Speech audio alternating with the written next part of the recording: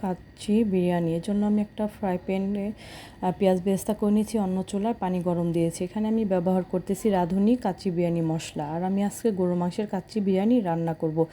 আমি একে একে সব মশলাগুলো এখানে দিয়ে দিচ্ছি। দেওয়ার পরে আমি মশলাগুলো দিয়ে ভালোভাবে ম্যারিনেট করে নিব। আমি অন্য একটা চুলায় পেঁয়াজ বেরেস্তা হয়ে গেলে অন্য একটা চুলায় আমি আলুটাকে ভালো করে ফ্রাই করে নিব। আলু ফ্রাই হয়ে গেলে আমি মাংসের উপর দিয়ে দিব। তারপর আমি মাংসটাকে ভালো করে মেখে চেক করে দেখব লবণ ঠিক আছে কি না। আমি অন্য একটা চুলায় যে পানি গরম দিয়ে রেখেছিলাম সেখানে আমি পোলার চাল ভালোভাবে ধুয়ে পোলার চালটা দিয়ে দিব। পোলার চাল 50% হয়ে গেলে আমি ম্যারিনেট করা মাংসের উপর পোলার চালের লেয়ার বসিয়ে দিব। এখানে আমার একটা লেয়ার বসানো হয়ে গেলে আমি তারপর পোলার চালের উপর পেঁয়াজ বেরেস্তা, কেওড়া জল, জর্দার রং, ঘি, গুঁড়া দুধ দিয়ে দিব। তারপর আমি আবার পোলার চালের আরেকটা লেয়ার দিয়ে দিব। তারপর আমি এখানে অফ ক্যামেরায় আটা মেখে রেখেছিলাম।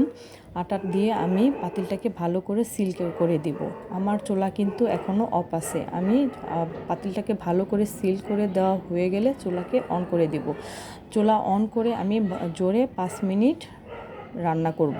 আমার 5 মিনিট রান্না করা হয়ে গেলে আমি তার উপর বসিয়ে অল্প আছে একদম মিডিয়াম থেকে লো আছে 1.5 ঘন্টা রান্না করব। 1.5 ঘন্টা রান্না করা হয়ে গেলে আমি ঢাকনা খুলে দেখব আমার মাংসটা সিদ্ধ হয়েছে কিনা।